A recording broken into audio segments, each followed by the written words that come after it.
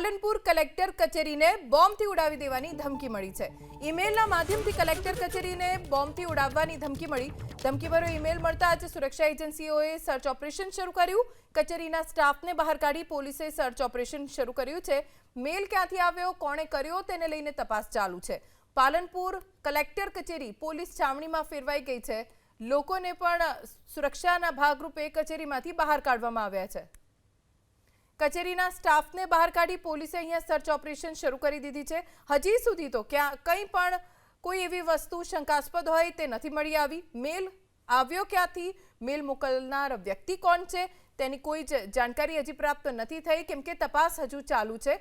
Collector કચેરીને બોમ્બથી ઉડાવી દેવાની ધમકી મળતા જ કચેરીમાં હાજર કર્મચારીઓ અને જે અરજદારો આવ્યા હતા તેમનામાં દોડધામ મચી ગઈ। વધુ જાણકારી અમારા સંવાદદાતા રતન પાસેથી પ્રાપ્ત કરીશું। રતન, કલેક્ટર કચેરીને બોમ્બથી ઉડાવવાની ધમકી મળતા હાલ શું કાર્યવાહી થઈ રહી છે?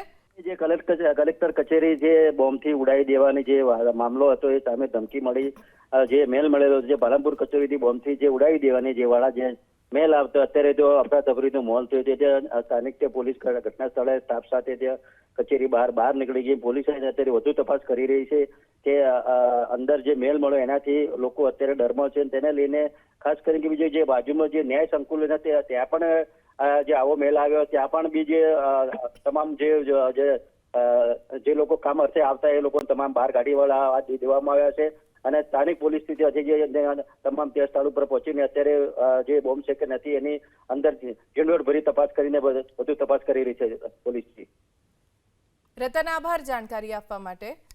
તો પાલનપુર કલેક્ટર કચેરીને બોમ્બથી ઉડાવી દેવાની ધમકી મળતા જ ભાગદોડ મચી ગઈ। તાત્કાલિક પોલીસને જાણ કરતા પોલીસ સહિતની ટીમ કલેક્ટર કચેરી ખાતે પહોંચી। સૌથી પહેલા તમામને કચેરીમાંથી બહાર કાઢવામાં આવ્યા। જોરાવર પેલેસમાં આવેલી તમામ કચેરીઓ પણ એલર્ટ મોડ પર આવી ગઈ છે।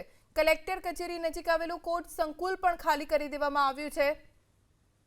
ઈમેલ મળવાના કારણે દોડધામ મચી ગઈ। કોર્ટ સંકુલમાંથી લોકોને બહાર કાઢવામાં આવ્યા છે અને હાલ પરિસરમાં સર્ચ ઓપરેશન ચાલુ છે।